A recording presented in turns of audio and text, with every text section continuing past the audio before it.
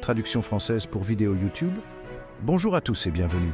Aujourd'hui, nous nous plongeons dans la dernière tourmente politique en France.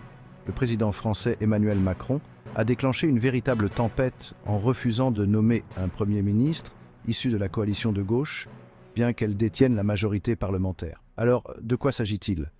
La décision de M. Macron a provoqué une crise politique, suscitant des inquiétudes quant à l'instabilité et à un éventuel effondrement si un gouvernement de gauche prend les rênes du pouvoir. Le président a entamé une nouvelle série de consultations, mais le nouveau Front populaire, NFP, de gauche, ne l'entend pas de cette oreille.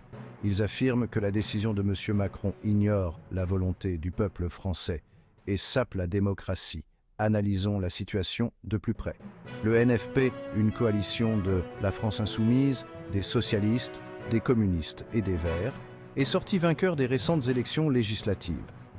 Le refus de M. Macron de nommer un Premier ministre issu de leur rang a suscité de vives critiques, non seulement de leur part, mais aussi de la part des dirigeants d'extrême droite qui s'inquiètent de l'ordre public et de la stabilité économique sous un gouvernement de gauche. La coalition de gauche ne reste pas les bras croisés. Ils ont condamné la position de M. Macron et l'ont qualifié d'affront à la démocratie. Ils prévoient des manifestations de grande ampleur, exhortant les citoyens à les rejoindre pour défendre la représentation démocratique.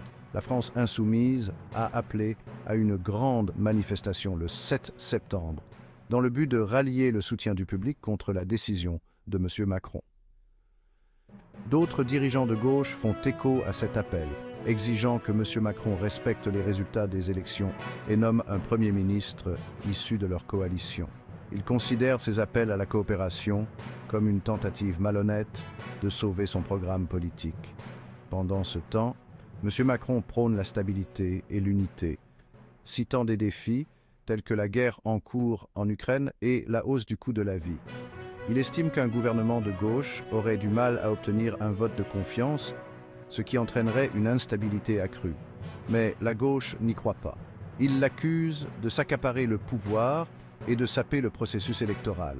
Alors que M. Macron poursuit ses consultations, l'atmosphère politique en France reste tendue. La coalition de gauche ne montre aucun signe de recul et M. Macron semble déterminé à trouver une solution alternative qui corresponde à sa vision. Alors, quelle est la suite? Les prochains jours seront cruciaux pour déterminer si un compromis peut être trouvé ou si la France se dirige vers une période prolongée d'instabilité politique. C'est tout pour le moment.